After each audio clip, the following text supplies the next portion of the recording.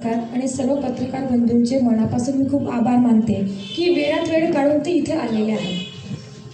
मला बोलायचं असं आहे की आमची जे काही मीटिंग असते प्रत्येक मीटिंगमध्ये विरोधी पार्टीवाले BJPवाले विरोध घालतात. मला एक सांगायचं आहे की विरोध का घालता तुम्हाला भुसावळचा विकास करायचा नाही आहे का?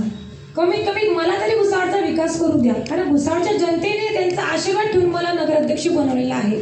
तर माझा अधिकार आहे की त्यांची जी समस्या आहे ती मी दूर करावं. हे प्रत्येक मीटिंगमध्ये माझ्या टेबलापर्यंत येतात आणि टेबलावर हात ठोकतात आणि हातातून माईक हिसकतात. एक लेडीजला हा त्रास देणं हे गुन्हा आहे. हे सर्वांना माहीत आहे की लेडीजला कधीही त्रास देऊ नये. जर तुम्हाला त्रास द्यायचा असेल तर तुम्ही वारंवार जर ते करणार तर मी हे सहन करणार नाही. आणि भुसावळच्या जनतेने जर मला निवडून आणलं आहे तर माझा अधिकार आहे की त्यांची जी समस्या आहे ती मी दूर करावी. आणि सदैव त्यांना कुठल्याही गोष्टीचा त्रास होणार भुसावळच्या जनतेचा तोही मी सहन करू घेणार नाही. आणि जे काही वारंवार घडलं जातं आहे, मला हरिशमेंट केलं जातं, हे का होतंय? मी साधारण घरातली व्यक्ती आहे म्हणून का?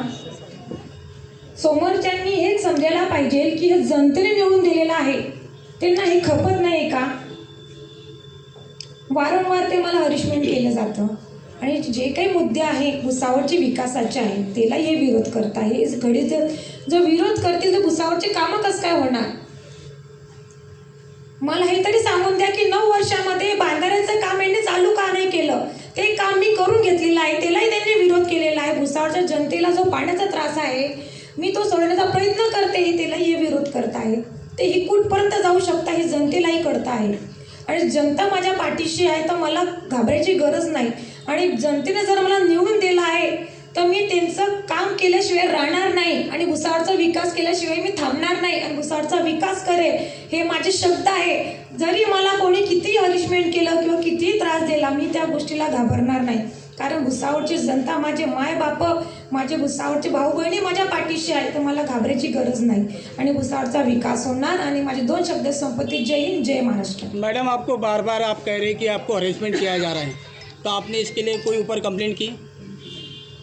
जी, मैंने ये बोला है पत्रकार परिषद में भी कि मुझे हमेशा तकलीफ देते. दूसरी बात में इन लोग ने जो काम के मुद्दे हैं, जलगांव के जो अधिकारी हैं उनके पास में उन्होंने कंप्लेंट करी है और जलगांव के अधिकारी को मुझे यही कहना है कि आप जो भुसावल के जो विषय है उसके लिए तो भी आप कम से कम उस विरोध को भी उसको नामंजूर मत करो, क्योंकि भुसावल के बेचारे जनता के विषय कम से कम उनके साथ मत खेलो आप.